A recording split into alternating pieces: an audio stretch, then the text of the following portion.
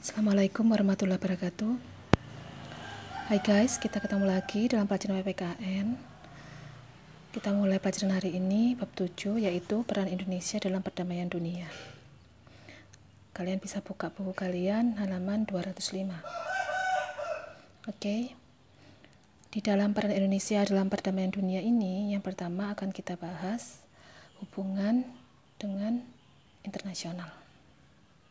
Yang pertama, arti hubungan internasional sendiri yaitu sebuah hubungan antar bangsa, baik antara warga negara, suatu warga negara dan warga negara lain, negara dan individu atau badan hukum, serta negara dan negara.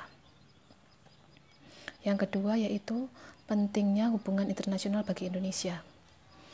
Ada beberapa faktor yang mempengaruhi kerjasama antar negara. Yang pertama, faktor internal, yaitu kekhawatiran terancam kelangsungan hidup sebuah negara. Kelangsungan hidup sebuah negara dapat terancam karena kudeta, intervensi negara lain, hingga penguasaan negara lain. Faktor eksternal, yaitu faktor dari luar, yaitu suatu negara tidak dapat berdiri sendiri tanpa bantuan dan kerjasama negara lain. Bantuan dan negara lain tersebut diperlukan untuk membantu pemecahan berbagai masalah yang dihadapi oleh suatu negara, baik mengenai ekonomi, politik, atau masalah sosial. Yang ketiga, politik luar negeri Indonesia dalam menjalin hubungan internasional.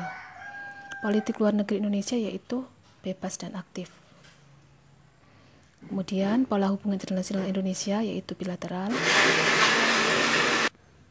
Kerjasama bilateral yaitu kerjasama antara dua negara.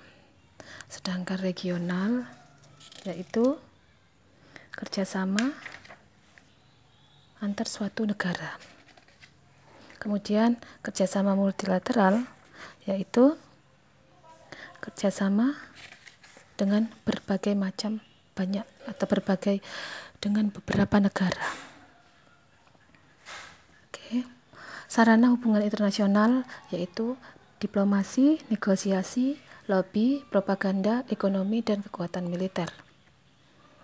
Peran Indonesia sendiri dalam menciptakan perdamaian dunia yaitu pertama melalui organisasi PBB.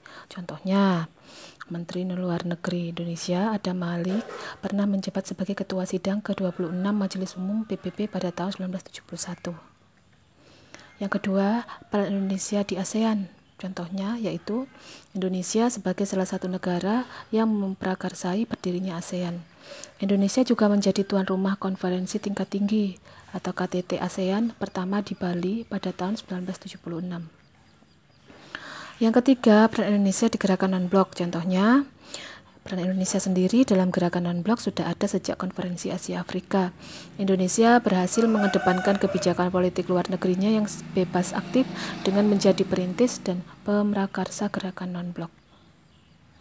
Kemudian, perjanjian internasional yang dilakukan Indonesia.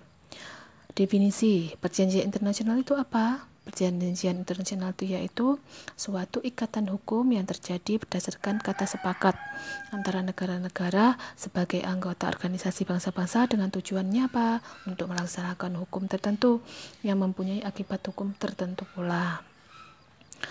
Istilah dalam perjanjian internasional ada traktat, konvensi, protokol, persetujuan, perikatan, proses verbal, piagam, deklarasi, modus vivendi, pertukaran nota, ketentuan penutup, charter, fakta, dan konvenan. Tahapan dalam perjanjian internasional ada 3 tahap. Yang pertama, perundingan atau negotiation.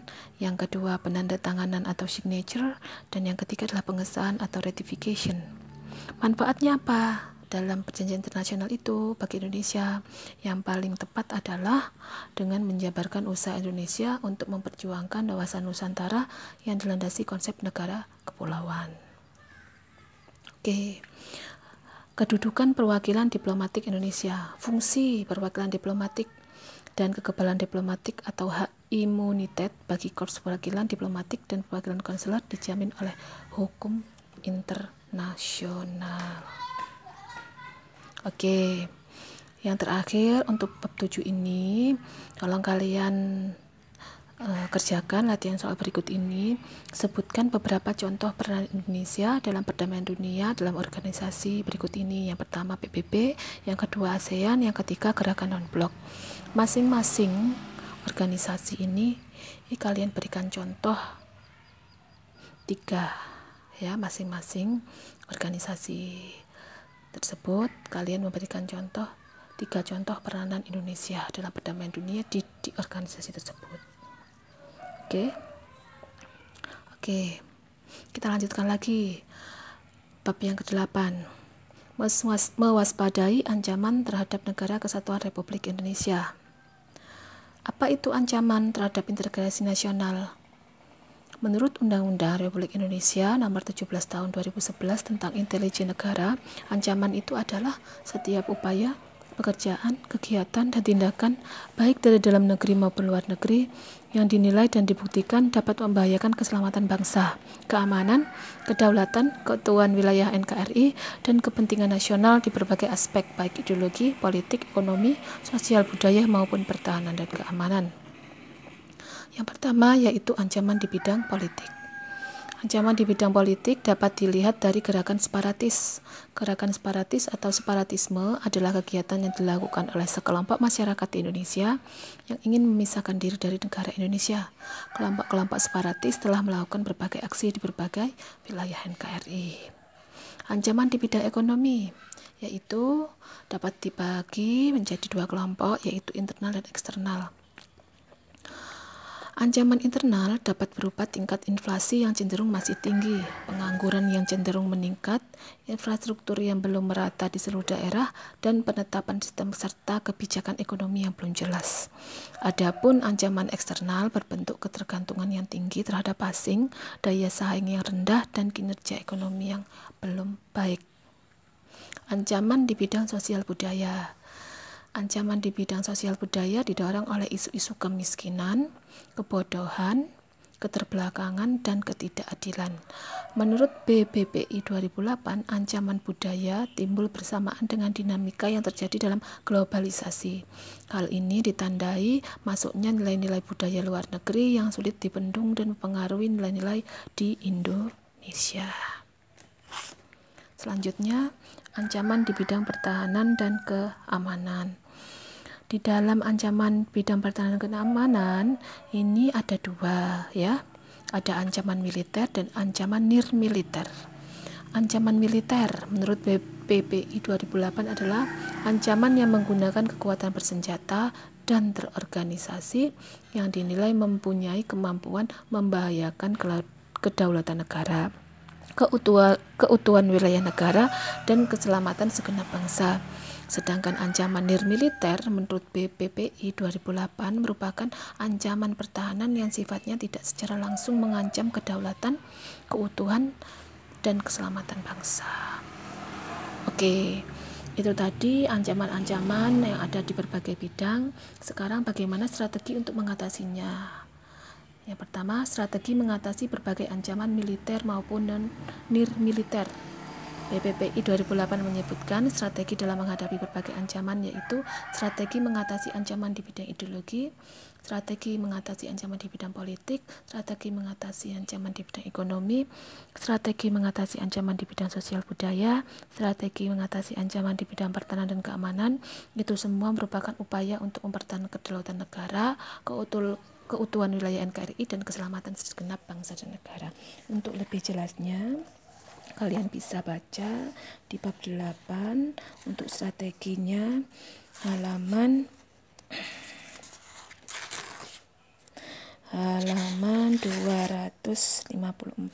Kalian bisa baca sendiri ya. Oke, lanjut. Ketahanan nasional. Konsepsi ketahanan nasional tahun 1972 dirumuskan sebagai kondisi dinamis satu bangsa yang berisi keuletan dan ketangguhan yang mengandung kemampuan untuk mengembangkan kekuatan nasional. Oke, saya rasa untuk penjelasan saya sudah jelas. Silakan kalian kerjakan latihan soal berikut ini. Sebutkan contoh ancaman-ancaman yang terdapat dalam bidang di bawah ini. Yang pertama ideologi, yang kedua politik, yang ketiga ekonomi, yang keempat sosial, yang kelima budaya, dan yang terakhir pertahanan dan keamanan. Masing-masing bidang tersebut kalian membuat 3 contoh ancaman. Oke, kalian bisa browsing melalui Google, kalian bisa lihat di buku paket kalian. Oke, jangan lupa dikerjakan latihan soalnya untuk menambah pengetahuan kalian. Oke, untuk hari ini saya rasa sudah selesai. Silahkan dikerjakan dan dikirimkan ke web sekolah. Okay. Dan kalau ada pertanyaan boleh melalui WA Japri saya langsung. Oke, saya akhiri untuk hari ini.